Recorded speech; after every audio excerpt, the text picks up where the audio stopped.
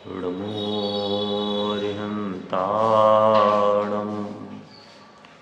ऋडमो सिद्धाणं ऋडमो वाय्रियाणं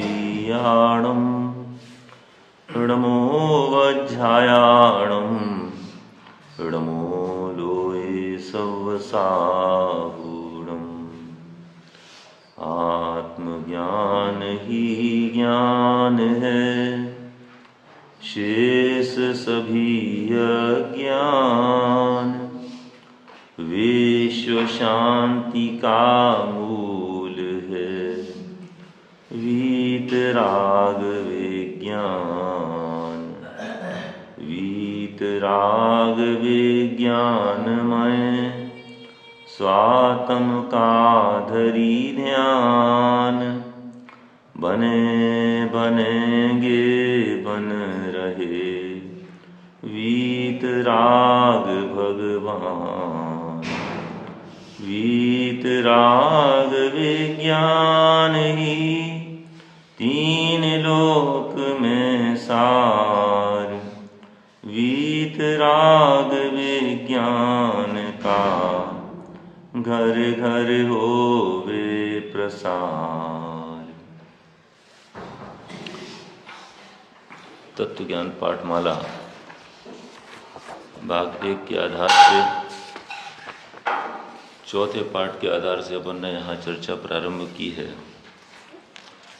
पंचम गुणस्थान वर्ती श्रावक की 11 प्रतिमाएं। नाम से ही काफ़ी हद तक इन प्रतिमाओं का स्वरूप स्पष्ट ख्याल में आता है। प्रतिमाएं हैं ये 11 प्रतिमाएं, माने 11 ऊंचाइयां हैं एक तरीके से। और प्रतिमा माने जो अपनी अंदर जो चैतन्य मूर्ति है वो वास्तव में तो परम शुद्ध ज्ञायक तत्व है, पूरी तरीके से निर्विकार है, निर्दोष है। लेकिन जो परिणति में मलिनता है वह मलिनता हमारी किस हद तक दूर होती जा रही है, उन्हें स्वभाव के परिणति कितनी नज़दीक आती जा रही है, उनका नाम प्रतिमा है। ये वीतरागता का लेवल कितना ऊंचा उठ रहा है। प्रतिमा कोई बाहर में दिखाई देने वाली चीज़ नहीं है, वो प्रतिमा अलग है। ये अंदर में वीतरागता की ऊंचाइयां अपन कितनी चढ़ते चले जा रहे हैं, उसका नाम प्रतिमा है। पंचम गुणस्थान वर्ती श्रावक और उसकी 11 प्रतिमाओं में जो विवेचन यहाँ किया है, इसमें अपन ने प्रतिमा किसको कहते हैं, जो पंडित बनारसी दास जी ने इस छंद में बहुत अच्छे से समझाया है कि संयम अंश जग्यो जहाँ भोग अरुचि परिणाम। संयम अंश जग्यो जहाँ माने आत्मा की जिस परिणाम में, जिस पर्याय में, जिस अवस्था में संयम का अंश जागृत हुआ है। संयम का अंश जागृत हुआ अर्थात क्या? संयम माने हमारा उपयोग संकुचित हुआ है, सिकुड़ा है और सीमित हुआ है किसमें? निज आत्मा में। ऐसा अंश प्रकट हुआ है। भोग अरुचि परिणाम और 5 इंद्री के जो विषय भोग हैं और संसार शरीर इंद्री, इन सब से जो विरक्ति का परिणाम है, इनके प्रति जो अनासक्ति का भाव हुआ है, उदय प्रतिज्ञा को भयो, फिर इसको प्रतिज्ञा लेने का भाव उत्पन्न होता है। ये है प्रतिमा का नाम। ये इस प्रकार की अवस्था अंदर में होती है। साधक की अंतरंग शुद्धि व बाह्य दशा किस किस प्रतिमा में कितनी कितनी बढ़ती जाती है, उसी को आचार्यों ने 11 दर्जों 11 प्रतिमाओं में विभाजित करके समझाया है। इसमें भी भेद किए गए हैं 11 प्रतिमाओं में भी। जैसे अपन ने वो पढ़े थे ना अंतरात्मा परमात्मा वाले पाठ में, उत्तम, मध्यम और जघन्य। तो 11 प्रतिमाएं हैं। तो पहली प्रतिमा से लेकर के 6वीं प्रतिमा तक कहते हैं जघन्य। इसको जघन्य में वर्गीकृत किया है। और 7वीं से लेकर के 9वीं प्रतिमा तक मध्यम प्रतिमा कहलाती है। और 10वीं और 11वीं प्रतिमा कहलाती है उत्कृष्ट प्रतिमा। और इन प्रतिमाओं में भी 2 प्रकार की चीज़ें देखी जाती हैं। 2 प्रकार की चीज़ें मतलब इन प्रतिमा के जो धारी हैं श्रावक, वो ग्रहवासी भी होते हैं और ग्रह त्यागी भी होते हैं। दोनों प्रकार की स्थितियां मिलती हैं। जो 11वीं प्रतिभाधारी हैं, जिसमें क्षुल्लक और एलक आते हैं, वे नियम से ग्रह त्यागी ही होते हैं। अब क्षुल्लक और एलक दो भेद इसमें हो गए, तो इस आधार पे भी 11वीं प्रतिमा में जब क्षुल्लक और एलक, फिर 10वीं प्रतिमा को जघन्य कह दिया। फिर से दोबारा जब वर्गीकरण किया गया तो 10वीं प्रतिमा हो गई जघन्य, और 11वीं में जो क्षुल्लक हैं वे हो गए मध्यम, और एलक वो हो गए उत्कृष्ट। एलक माने जिनकी केवल लंगोटी होती है। ये मुनि नहीं है, अभी कहलाते श्रावक ही हैं। देखो श्रावक की भूमिका किस लिमिट तक है। और 10वीं प्रतिमा तक कोई ज़रूरी नहीं है आदमी घर त्याग ही दे, घर में भी हो सकता है। आप तो कहो घर में क्या कर रहे हैं ये 10वीं प्रतिमाधारी। कौन सी प्रतिमा है 10वीं, बताएगा कोई? नाम याद है सबको? अनुमति त्याग प्रतिमा। फिर कोई अनुमति नहीं देगा तुम मंदिर बना लो, ये कर लो, इस तरीके किसी प्रकार की शादी कर लो, विवाह कर लो। अनुमति का भी त्याग है, जिसमें आरंभ परिग्रह का जो दोष लगता है उसकी अनुमति का भी त्याग है। और 11वीं तो उद्दिष्ट त्याग प्रतिमा है, उनके निमित्त से कुछ भी बनेगा तो वो ग्रहण नहीं करते हैं। ये श्रावक की भूमिका में इस लिमिट तक अपनी गाड़ी पहुंच जाती है। अंतरंग शुद्ध दशा को ज्ञान धारा व साथ रहने वाले शुभाशुभ भावों को कर्म धारा कहते हैं। ये दो धाराएं एक साथ चलती हैं साधक दशा में। साधक जीव अपने स्वरूप स्थिरता की वृद्धि का पुरुषार्थ करता है। स्वरूप स्थिरता की वृद्धि का पुरुषार्थ, इसी को पुरुषार्थ कहते हैं वास्तव में। बाकी तो अपन लोक व्यवहार में पुरुषार्थ नाम बोलते जरूर हैं, लेकिन वो वास्तव में पुरुषार्थ नहीं है। पुरुषार्थ नाम से ही स्पष्ट ख्याल में आना चाहिए। पुरुष माने होता है आत्मा, और अर्थ माने प्रयोजन। तो आत्मा के प्रयोजन के लिए, उसकी प्राप्ति के लिए, उसकी उपलब्धि के लिए किया जाने वाला कार्य, उसका नाम पुरुषार्थ है। उसके अनुसार उसको वीतरागता की वृद्धि होती है, साथ ही कुछ रागांश भी विद्यमान रहते हैं। तदनुकूल बाह्य क्रियाएं होती हैं, उन्हें व्यवहार चारित्र कहा जाता है। इतना अपन यहाँ तक कल पढ़ चुके थे। इस प्रकार चरणान योग के कथन से साधक जीव अपनी भूमिका को समझकर, जो प्रतिमाओं का जो विवेचन है वो चरणान योग की शैली में ही किया गया है। चरणान योग के कथन से साधक जीव अपनी भूमिका को समझकर अपने अंदर उठने वाले राग यानी विकल्पों को पहचान कर स्वरूप स्थिरता को माप लेता है। क्या लाइन लिखी है? चरणान योग के कथन से साधक जीव अपनी भूमिका को समझकर, ये अपने को खबर पड़ती है अपनी अंदर में पोजीशन क्या है, अपने अंदर उठने वाले राग यानी विकल्पों को पहचान कर स्वरूप स्थिरता को माप लेता है, कितना हमारा आत्मा में टिकना हो पा रहा है। अमुक भूमिका में जिन विकल्पों का सद्भाव संभव है, उस प्रकार के राग के सद्भाव को देखकर विचलित नहीं होता। अभी निचली भूमिका में अपने को ऐसे प्रश्न बहुत उठते हैं कि इतना पढ़ते हैं, इतना सुनते हैं, इतना समझ लिया है, दूसरों को भी बताते हैं, फिर ऐसे परिणाम क्यों हो जाते हैं? ऐसे परिणाम क्यों हो जाते हैं? कल एक बात हमने आपको बताई थी, जिनवाणी तीव्र कसाई किसको कहती है? कोई चीज़ कसाय व्यक्त कर रहा है, वो कसाय वास्तविक कसाय है, या जो कसाय व्यक्त नहीं कर रहा है, जिसके अंदर अभिप्राय में कसाय बैठी है, वो वास्तविक कसाय है। आप देखना मंदता तीव्रता का भेद क्या होता है। जिसकी दृष्टि आत्म पर है, जिसको स्वभाव का भान है, वो कौन से लेवल की कसाय कर सकता है तो भी कसाई नहीं। और जो बाहर से शांत दिखे लेकिन अभिप्राय में महाविपरीतता बैठी हो जिसके, उसको जनवाणी महाकसाई कहती है। आपको देख सकता है अष्टमी चतुर्दशी को बिल्कुल आहार इत्यादि नहीं लेते हैं, हरित खाद्य पदार्थों का सेवन नहीं करते हैं, तो भी उनमें सुख बुद्धि कितनी पड़ी है भैया, ये विचार करना। अभी एक दिन की तो बात है, आज का समय तो अपन जैसे तैसे निकाल लेते हैं। देखो प्रतिमा की बात चल रही है तो इसमें अनर्गल प्रवर्तन की बात तो रंच मात्र भी है नहीं, ये तो मान के चलो।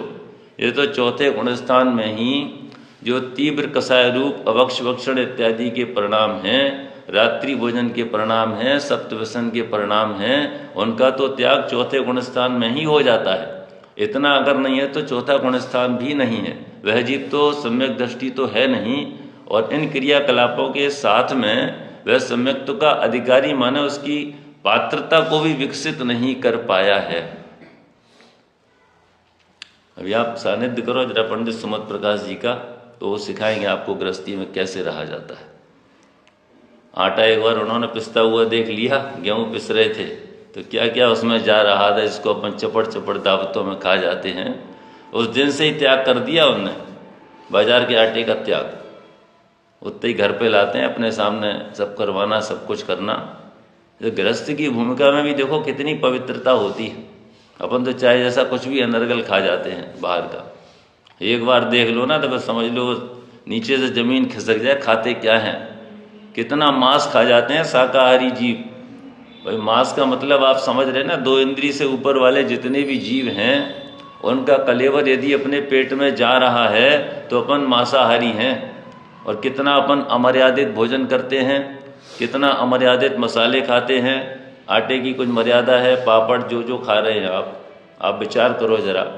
हमने तो मोटे मोटे जमीकंद आपको गिना दिए। ये तो प्रतिमा की बात है, इसका जब त्याग करता है ना तो फिर इसकी मतलब किस प्रकार की अंतर परिणति होती होगी, ये मान के चलो आप। बिल्कुल ये पक्की बात है, कई विद्वानों के मुख से भी हमने सुना है। जिनको आज आप जीव नहीं समझ रहे हैं और जो जिसका भक्षण कर रहे हैं, अगली पर्याय आपकी वही होने वाली, मान के चलो। अब ये कल्पना करके तो आप देखो ज़रा, आप अनछने पानी को उबाल रहे हैं, जिनके घर में गीजर लगे उनके लिए ख़ास तौर से ये बात समझ लो आप। अनछना पानी यहाँ सप्लाई हो रहा है गीजर में, उसमें कितनी हिंसा आप कल्पना तो करो। इसी तरीके से अगली पर्याय आपकी जल का एक जीव वाली होगी, और आप सोचो ज़रा कैसे हम उबल रहे हैं उस पानी में। एक एक चीज़ में लगा लो ज़रा, तो जल की बात है। अपन उससे नहा करके भगवान का प्रक्षाल करने के लिए आते हैं, मानो खून से स्नान करके भगवान को छूने के लिए निकल पड़े हों, ऐसी बात है। कौन विचार करे। जिनवाणी को सुने बिना समझे बिना वास्तव में कोई अगर आपको जिनवाणी की बातें बताएगा तो आपको सिर्फ और सिर्फ कसाई जागृत होगी। तो पहले से एक मुखौटा एक लगा लेते हैं, हम तो इधर वाले हैं, वे उधर वाले हैं, तो हमें तो इनकी बात सुननी नहीं है। भैया वीतरागता को कसौटी बनाओ, भेद विज्ञान को कसौटी बनाओ, कब तक मूर्ख बने रहोगे। एक बार तत्व की बात समझोगे नहीं तो जीवन में धर्म कैसे कर पाओगे। किसी व्यक्ति विशेष का आग्रह किसी को भी नहीं रखना चाहिए। उस व्यक्ति विशेष ने हमें जो सन्मार्ग दिखाया है, इसलिए हमें उसकी महिमा आती। हमें व्यक्ति का पक्ष नहीं है कि इनका झंडा लेकर के चलें कि उनका झंडा लेकर के चलें, कि इनके पंडाल में जाएं कि उनके में नहीं जाएं। ऐसी बातों को बिल्कुल किनारे आप जब रखेंगे तभी सत्य को समझने की पात्रता विकसित कर सकते हैं। अमुक भूमिका में जिन विकल्पों का सद्भाव संभव है, उस प्रकार के राग के सद्भाव को देखकर विचलित नहीं होता। वरन देखो, जो कसाय चौकड़ी चली गई है उस संबंधी कसाय गई है। किसी की अनंतान मंदी चली गई है तो उसी लेवल की गई है, तो कौन सी कसाय अभी है ये। हाँ, तो एक बार हमने सुमत प्रकाश जी को सुना था, वो कह रहे श्रावक को कसाय करना चाहिए, और कैसे उन्होंने समझाया कसाय किसको कहते हैं और भड़ास किसको कहते हैं। 2 बातें उन्होंने बताई थी। उनके तो गृहस्थ की भूमिका में जीव कैसे जीवन यापन करे, ये तो इससे बढ़िया चित्रण तो उनसे अच्छा किसी ने किया नहीं। एक बार उनके सानिध्य में आप रहें 10-15 दिन, उनको पढ़ें सुने समझें, तो अब गृहस्थी में रहने की कला और अकल आपको आ जाए कैसे रहा जाता है। वरन उनका अभाव करने के लिए स्वरूप स्थिरता बढ़ाने का पुरुषार्थ करता रहता है।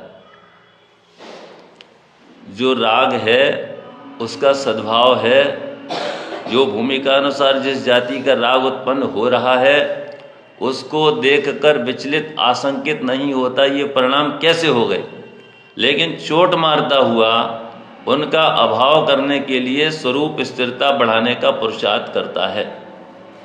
बाबूजी की वो पंक्ति बड़ा महत्वपूर्ण है कि अभिशापों में वरदानों के फूल खिला करते हैं। जीवन में यदि निरंतर अनुकूलता ही आपको मिलती रहे तो शायद आपका चित्त कभी विरक्त हो नहीं सकता।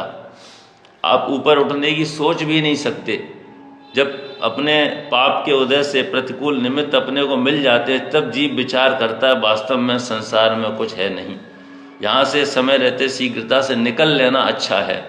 तभी अपने आप को सावधान करने के लिए सोच भी पाता है, और लगातार अनुकूलता इसको मिलती रहे, जैसा ये चाहे वैसा होता रहे, तो ये कभी विचार भी नहीं करेगा कि संसार दुख रूप है। तो स्वरूप स्थिरता बढ़ाने का पुरुषार्थ करता है। तो मुनिराज करते क्या है, जरा विचार करो आप। जैसे जैसे मुनिराज पर उपसर्ग आता है तो सामने वाले पर क्रोधित होते हैं या स्वरूप लीनता बढ़ाते हैं।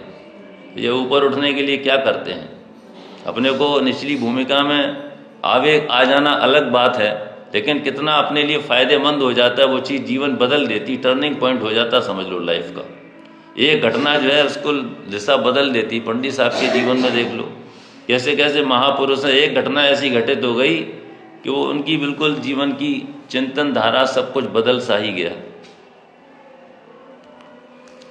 स्वरूप स्थिरता बढ़ाने का पुरुषार्थ करता है, साथ ही चरणान योग में विहित उस भूमिका में दोष उत्पन्न करने वाला रागांश अंतर में उठता है।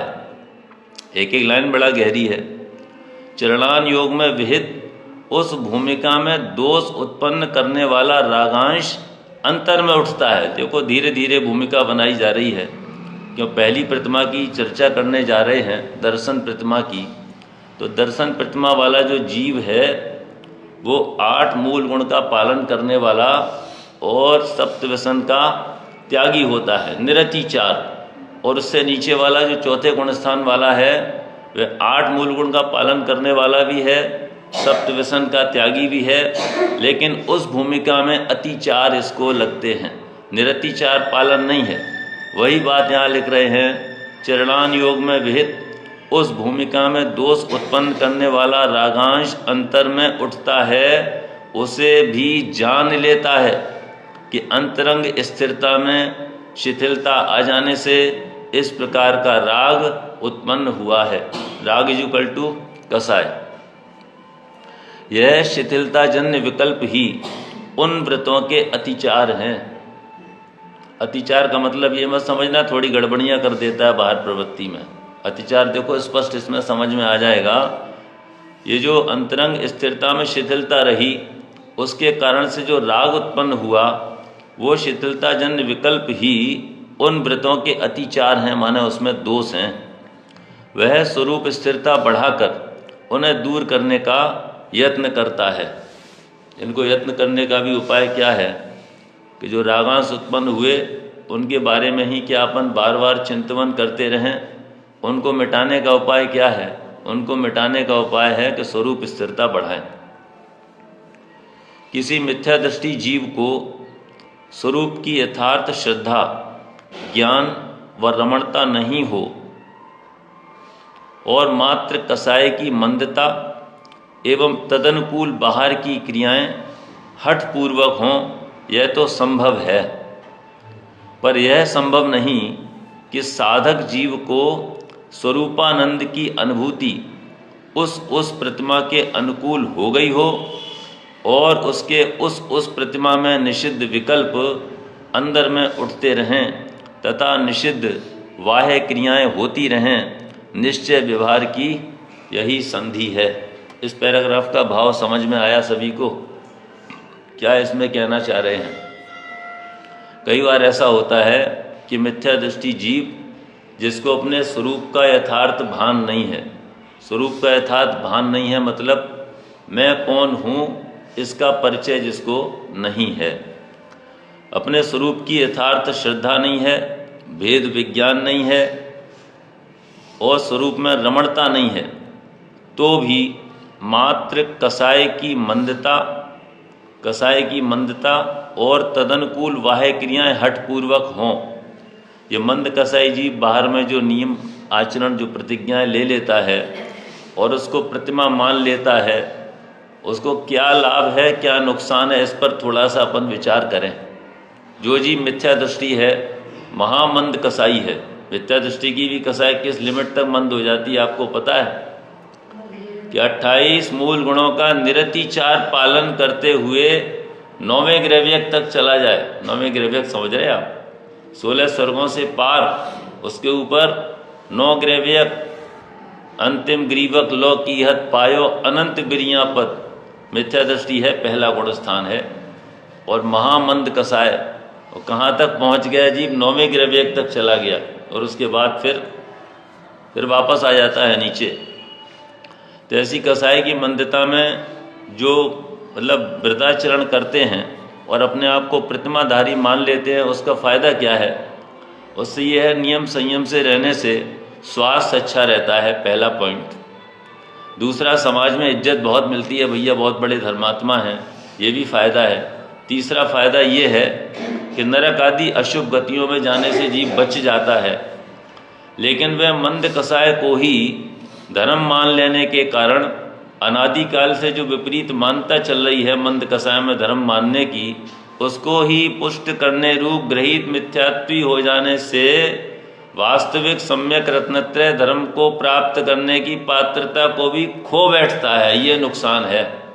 ये बात समझ में आ रही, हजम हो रही है किसी को? भैया क्या बात कही?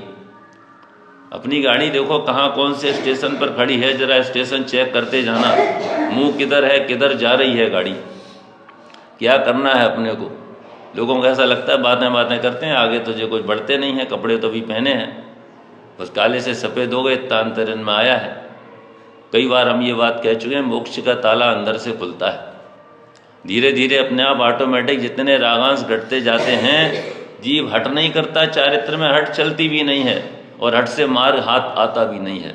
मार्ग सहज है, सरल है, बिल्कुल इसमें छल भी मत करना कि हमारे लिए छूट है, हम तो गृहस्थ हैं, हम तो इतनी हिंसा कर सकते हैं।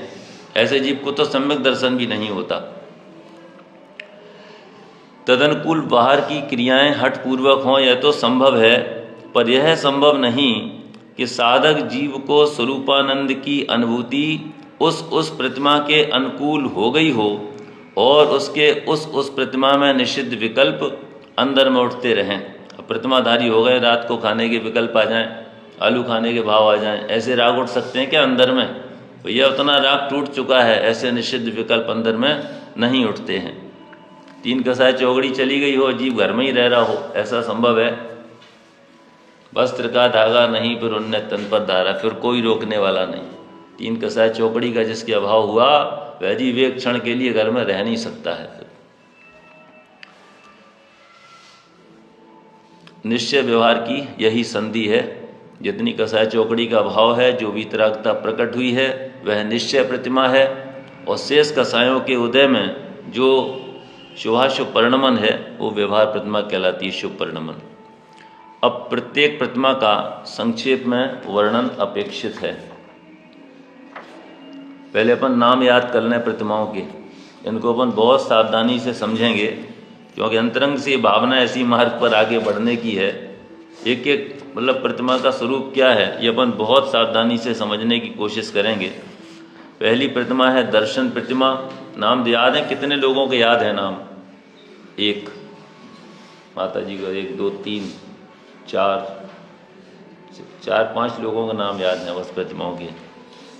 पहली है दर्शन प्रतिमा, दूसरी व्रत प्रतिमा, तीसरी सामायिक प्रतिमा, चौथी नाम याद करो पुलकित भैया, बोलते जाओ, बोलोगे तो याद होगी। चौथी प्रोषधोपवास प्रतिमा, 5वीं सचित्त त्याग प्रतिमा, 6वीं दिवा मैथुन त्याग प्रतिमा अथवा रात्रि भुक्ति त्याग प्रतिमा, 7वीं है ब्रह्मचर्य प्रतिमा।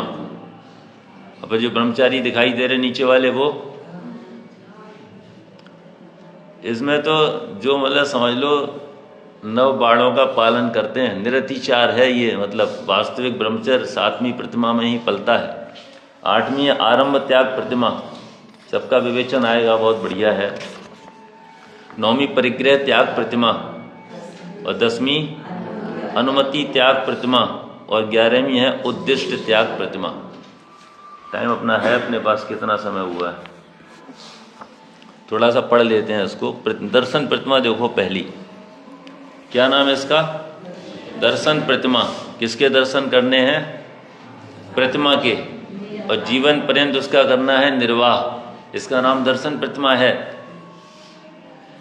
दर्शन प्रतिमा का मतलब आप लोग समझ रहे हैं किसका दर्शन करना है? दर्शन तो प्रतिमा का ही करना है, लेकिन अंदर में जो प्रतिमा है ना, आत्म प्रतिमा, उसके दर्शन पूर्वक अर्थात सम्यक दर्शन पूर्वक, आत्म दर्शन पूर्वक, फिर आत्म स्थिरता में जो वीतरागता है उसका नाम दर्शन प्रतिमा है।